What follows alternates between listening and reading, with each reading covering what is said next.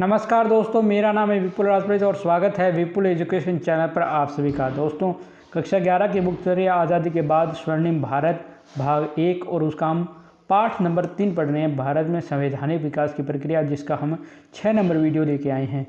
दोस्तों, इससे पहले इसके जो अपलोडेड 5 वीडियो और इस किताब के जितने भी वीडियो हमने अपलोड किए वो नहीं देखे तो आई बटन में लिंक मिलेगा, आप जाकर देख सकते हैं। आज हम इसका भाग नंबर 6 लेके आए हैं और कोशिश रहेगी कि लगभग जो पार्ट है वो आज कंप्लीट किया जाए और आधा जो पार्ट है वो कल कंप्लीट, यानी 6 कल जो है इसका लास्ट वीडियो होगा, मतलब इस पार्ट का और उसके साथ ही प्रश्नोत्तरों का। तो देखिए, अब हम पढ़ते हैं, मतलब भारत स्वतंत्रता अधिनियम के बाद, भारत आज़ाद होने के बाद संविधान कैसे बना, भारत का किस प्रकार तैयार हुआ, कैसे कैसे क्या काम हुए वो देखो। तो सबसे पहले हम देखेंगे संविधान सभा का गठन। स्वतंत्रता से पूर्व ही सन 1946 में कैबिनेट मिशन भारत आता है, यानी जब देश को आज़ादी नहीं मिली थी उससे पहले 1946 में एक कैबिनेट मिशन भारत आता है। इस योजना के अनुसार जुलाई 1946 में संविधान सभा के चुनाव, यानी जो कैबिनेट मिशन योजना है इसके तहत जुलाई 1946 में संविधान सभा के चुनाव हुए। संविधान सभा के लिए कुल 389 सदस्यों, जिसमें ब्रिटिश प्रांत के 296 और देशी रियासतों की 93 का प्रावधान रखा गया। यानी संविधान सभा के लिए कुल 389 सदस्यों का चुनाव होता है, जिसमें 296 तो थे ब्रिटिश प्रांत से और 93 थे देशी रियासतों से। भारत की संविधान सभा का गठन 3 चरणों में पूरा हुआ था, यानी जो भारत की जो संविधान सभा का गठन है इसका 3 चरणों में पूरा। कैबिनेट मिशन योजना के अनुसार संविधान सभा के 296 सदस्यों का निर्वाचन जुलाई अगस्त 1946 में। यानी सबसे पहले जो संविधान सभा के जो निर्वाचित सदस्य चुनने थे 296, उनका चुनाव हुआ जुलाई अगस्त 46 में। द्वितीय चरण की शुरुआत 3 जून 1947 की विभाजन योजना से होती है, यानी द्वितीय चरण जो है 3 जून 1947 की विभाजन योजना से होती है। उसके बाद संविधान सभा का पुनर्गठन किया गया, यानी संविधान सभा दोबारा बनाई गई। देश का बंटवारा हो जाने के बाद संविधान निर्मात्री सभा के कुल सदस्य संख्या 324 रह गई थी, यानी पहले 389 सदस्य थे, अब वो रह गए 324, जिसमें से 235 तो थे प्रांतों से और 89 थे देशी राजाओं के द्वारा निर्धारित थे। यानी ब्रिटिश प्रांतों से जो 296 से उसके 235 रह गए, यानी लगभग 61 सदस्य जो है यहाँ से कम हुए और 4 सदस्य देशी राज्यों से कम हुए थे, यानी लगभग 65 सदस्य कम हो गए। तृतीय चरण देशी रियासतों से संबंधित था, यानी तीसरा चरण जो है देशी रियासतों से संबंधित था। उनके प्रतिनिधि संविधान सभा में सम्मिलित हुए, यानी जब उनके प्रतिनिधि संविधान सभा में सम्मिलित हुए तब तीसरा चरण पूरा हुआ। हैदराबाद एक ऐसी रियासत थी जिसके प्रतिनिधि सम्मिलित हुए, यानी हैदराबाद एक ऐसी रियासत थी जो कभी संविधान सभा में शामिल ही नहीं हुई, यानी उसका कोई भी प्रतिनिधि संविधान सभा में शामिल नहीं हुआ। संविधान सभा के गठन के बाद 14 अगस्त 1947 को जवाहरलाल नेहरू ने कहा कि स्वाधीनता और सत्ता अपने साथ उत्तरदायित्व लाती है, यानी 14 अगस्त 1947 जवाहरलाल ने कहा कि जो स्वाधीनता और सत्ता है अपने साथ जिम्मेदारी भी आती है।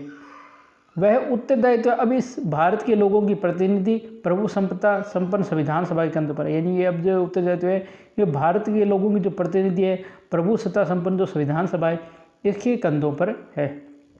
अब हम देखेंगे संविधान सभा के प्रमुख सदस्य और प्रमुख संविधान निर्माता। ये उल्लेखनीय करना समीचीन होगा कि स्वतंत्र भारत का संविधान भारतीय नेताओं द्वारा दशकों के चिंतन मनन का परिणाम था, यानी जो स्वतंत्र भारत का जो संविधान है ये भारतीय नेताओं के दशकों का चिंतन और मनन का परिणाम था। संविधान निर्माण पर वैचारिक मंथन लंबे समय से एक सतत प्रक्रिया के रूप में चलता रहा, यानी जो संविधान निर्माण पर जो वैचारिक मंथन है वो लंबे समय चलता रहा। जैसे सबसे पहले स्वराज संविधान 1895 में, उसके बाद Commonwealth of India bill 1925, Nehru report 1928, Karachi प्रस्ताव 1931, सप्रू कमेटी रिपोर्ट 1940। ये सभी दस्तावेज प्रमाणित करते हैं कि स्वतंत्रता प्राप्ति के साथ साथ भारतीय नेतृत्व संविधान निर्माण की प्रति भी सतर्क रहा, यानी ये सारा डॉक्यूमेंट ये बताते हैं कि जो भारतीय नेता थे वो आज़ादी के साथ साथ भारत संविधान निर्माण के प्रति भी जागरूक रहे थे। संविधान सभा में पंडित जवाहरलाल नेहरू, सरदार वल्लभ भाई पटेल, डॉक्टर भीमराव अंबेडकर, के.एम. मुंशी, गोपाल स्वामी आयंगर, अलादी कृष्ण स्वामी अय्यर, पट्टाभी सीतारमैया, दुर्गाबाई देशमुख, हंसा मेहता, राजकुमारी अमृत कौर, ठाकुरदास भार्गव, मौलाना अबुल कलाम आज़ाद का योगदान महत्वपूर्ण है, यानी इन व्यक्तियों का संविधान सभा में बहुत महत्वपूर्ण योगदान रहा। नेहरू आदर्शवादी थे तो प्रसाद और पटेल अनुभववादी व्यवहारिक, यानी नेहरू क्या आदर्शवादी थे तो जो सरदार पटेल है और डॉक्टर राजेंद्र प्रसाद है वो अनुभववादी भी थे और व्यवहारिक भी थे। डॉक्टर अंबेडकर कानून के प्रकांड पंडित थे, यानी डॉक्टर अंबेडकर जो कानून के बहुत माने जानकार थे। तो गोपाल स्वामी अयंगर बहुत योग्य और तीक्ष्ण बुद्धि के धनी और अनुभवी थे, यानी जो गोपाल स्वामी अयंगर है वो बहुत ही मतलब बुद्धिमान थे, तीक्ष्ण बुद्धि के धनी थे और अनुभवी भी थे। पटेल के प्रमुख परामर्शदाता के.एम. मुंशी और वी.पी. मेनन थे। तो नेहरू के जो परामर्शदाता है वो कृष्ण स्वामी अय्यर और बी.एन. राव थे। संविधान सभा में भारत के सभी वर्गों एवं प्रदेशों का प्रतिनिधित्व है सुनिश्चित करने का प्रयास है, यानी संविधान सभा में जो भारत के जितने भी जो वर्ग थे उन सबके प्रदेशों का प्रतिनिधित्व सुनिश्चित करने का जो है प्रयास किया गया। अब यहाँ आप देख रहे हो ये डॉक्टर अंबेडकर है, संविधान प्रारूप समिति के सदस्य था। एक अंबेडकर साहब है, इसे 2 और 3 नहीं 2 और 2 4 3 7 ये 7 सदस्यों की ये पूरी टीम थी, ठीक है, ये आप देख सकते हो। संविधान सभा का प्रथम अधिवेशन 9 दिसंबर 1946 को संसद भवन के केंद्रीय कक्ष में प्रारंभ हुआ, यानी संविधान सभा का पहला अधिवेशन होता है 9 दिसंबर 1946 को संसद भवन के केंद्रीय कक्ष में। डॉक्टर सच्चिदानंद सिन्हा को सर्वसम्मति से अस्थायी अध्यक्ष चुना गया, यानी 9 दिसंबर जो पहला अधिवेशन होता है उसमें पहला ये होता है कि डॉक्टर सच्चिदानंद सिन्हा जो संविधान सभा के सबसे वयोवृद्ध व्यक्ति थे उनको अस्थायी अध्यक्ष बनाया जाता है। इसके बाद सदस्यों ने अपने प्रत्ययपत्र पेश किए तथा रजिस्टर पर हस्ताक्षर, यानी अपने जो प्रमाण प्रत्ययपत्र है वो पेश किए और उसके बाद रजिस्टर पर हस्ताक्षर किए। 11 दिसंबर 1946 को कांग्रेस के अनुभवी नेता डॉक्टर राजेंद्र प्रसाद संविधान सभा के स्थायी अध्यक्ष निर्वाचित, यानी 11 दिसंबर 1946 को जो कांग्रेस के नेता थे डॉक्टर राजेंद्र प्रसाद उनको संविधान सभा का स्थायी अध्यक्ष बनाया जाता है। संविधान निर्माण की दिशा में सबसे पहला कदम था जवाहरलाल नेहरू द्वारा प्रस्तुत उद्देश्य प्रस्ताव, यानी जो संविधान निर्माण के सबसे पहला कदम था पंडित नेहरू का जो उद्देश्य प्रस्ताव जो पेश करते हैं ये प्रस्ताव उन्होंने 13 दिसंबर 1946 को प्रस्तुत किया था। प्रस्ताव प्रस्तुत करते हुए नेहरू ने कहा कि मैं आपके सामने जो प्रस्ताव प्रस्तुत कर रहा हूँ उससे हमारे उद्देश्यों की व्याख्या की गई है, योजना की रूपरेखा दी गई है और बताया गया कि हम किस रास्ते पर चलने वाले हैं। यानी कहा कि मैं जो आपके सामने प्रस्ताव पेश कर रहा हूँ इसमें हमारे जो उद्देश्य हैं उनकी व्याख्या की गई है, हमारी जो योजना है इसकी रूपरेखा बनाई गई है और बताया गया है कि हम किस रास्ते पर चलने वाले हैं। उद्देश्य प्रस्ताव में भारत को एक स्वतंत्र प्रभुसत्ता संपन्न गणराज्य घोषित करने की आकांक्षा व्यक्त की, यानी जो उद्देश्य प्रस्ताव तो उसमें कहा गया भारत एक स्वतंत्र और प्रभुसत्ता संपन्न गणराज्य है। ये भी कहा गया कि प्रभुसत्ता का वास जनता में होगा और भारत के सभी लोगों को सामाजिक, आर्थिक और राजनीतिक न्याय तथा विचार, अभिव्यक्ति, विश्वास, धर्म, उपासना और व्यवसाय की गारंटी दी जाएगी। यानी कहा गया कि जो प्रभुसत्ता है यानी जो सत्ता है वो जनता में रहेगी और भारत के सारे लोगों को सामाजिक, आर्थिक और राजनीतिक न्याय मिलेंगे, अपने विचारों की, अभिव्यक्ति की, विश्वास की, धर्म की, उपासना और व्यवसाय की उन्हें गारंटी दी जाएगी। 13 दिसंबर से 19 दिसंबर 1946 तक संविधान सभा ने उद्देश्य प्रस्ताव पर विचार विमर्श किया, यानी 13 दिसंबर से 19 दिसंबर 1946 तक इस पर विचार विमर्श हुए। 22 जनवरी 1947 को संविधान सभा में सदस्यों ने खड़े होकर सर्वसम्मति से इस प्रस्ताव को पास किया, यानी ये प्रस्ताव पेश होता है 13 दिसंबर को और ये पास होता है 22 जनवरी 1947 को। सभी जो सदस्य उन्होंने सर्वसम्मति से उसको पास किया। उद्देश्य प्रस्ताव की स्वीकृति के बाद संविधान सभा ने संविधान निर्माण की समस्याओं के विभिन्न पहलुओं के संबंध में अनेक समितियां गठित की।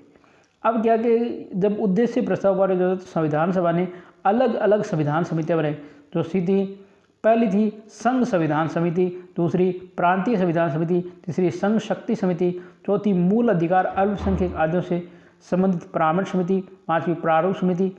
देशी रियासतों से बातचीत करने के लिए संविधान सभा ने एक वार्ता समिति पूर्व में गठित कर ली थी।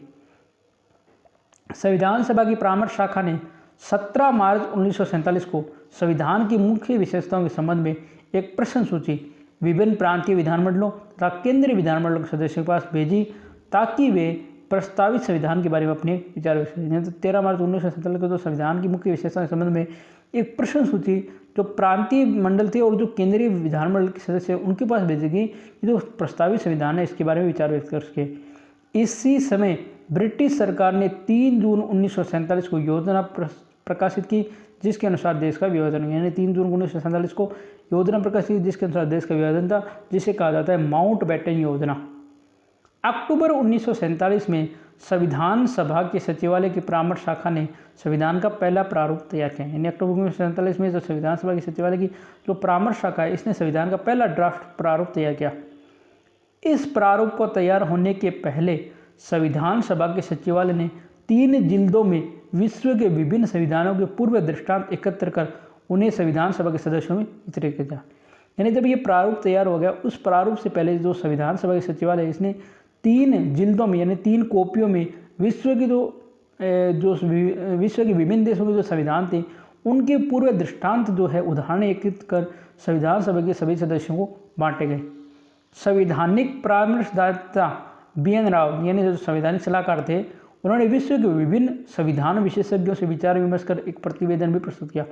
यानी जो BN राव जो संवैधानिक सलाहकार थे, उन्होंने विश्व भर के जो संविधान विशेषज्ञ थे उनसे विचार विमर्श कर एक प्रतिवेदन भी प्रस्तुत किया।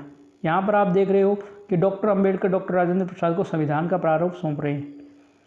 29 अगस्त 1947 को संविधान ने प्रारूप समिति की नियुक्ति की। यानी 29 अगस्त 1947 को संविधान सभा ने जो है एक प्रारूप समिति की नियुक्ति की। डॉक्टर अंबेडकर इस समिति के अध्यक्ष चुने गए। डॉक्टर अंबेडकर है वो इस प्रारूप समिति के अध्यक्ष चुने गए। इसके अन्य सदस्य थे Kanhaiyalal Manikyalal Munshi, Mohammad Sadulla, BL Mitra, Krishna Swami Iyer, AN Gopal Swami Iyengar, DP Khetan. बाद में मित्र और खेतान के स्थान पर N माधवा राय और TT कृष्णामाचारी की नियुक्ति की गई। प्रारूप समिति का काम ये था कि वह संविधान सभा की परामर्श शाखा द्वारा तैयार किए गए संविधान के प्रारूप का परीक्षण करके विचार के लिए संविधान सभा के सम्मुख प्रस्तुत करें। यानी प्रारूप समिति का काम क्या था कि जो संविधान सभा की परामर्श शाखा है वो संविधान के प्रारूप को तैयार कर रही थी, तो उसकी प्रारूप का परीक्षण करके विचार के लिए जो संविधान सभा के सामने पेश करे। प्रारूप समिति ने भारत का जो प्रारूप संविधान तैयार किया वह फरवरी 1948 को संविधान सभा के अध्यक्ष को सौंपा गया। यानी प्रारूप समिति ने जो भारत का संविधान का जो ड्राफ्ट तैयार किया था, जो खाका तैयार किया था, वह फरवरी 1948 को संविधान सभा के जो अध्यक्ष थे डॉक्टर राजेंद्र प्रसाद, उनको सौंपा गया। प्रारूप संविधान के प्रकाशित होने के बाद संशोधन व सुझाव आमंत्रित किए। यानी जब प्रारूप संविधान प्रकाशित हुआ तो उसके बाद संशोधन और सुझाव भी पेश किए गए। एक विशिष्ट समिति ने इन सुझावों पर विचार किया तथा प्रारूप संविधान को एक पुनः मुद्रित संस्करण प्रस्तुत किया। यानी जो एक समिति है उसने जो सुझाव दिए गए उन विचार किया और प्रारूप संविधान का एक पुनः मुद्रित यानी एक नया संस्करण पेश किया। 15 नवंबर 1948 को प्रारूप संविधान पर धारावार विचार प्रारंभ हुए। यानी 15 नवंबर 1948 को प्रारूप संविधान पर विचार विमर्श प्रारंभ हुए।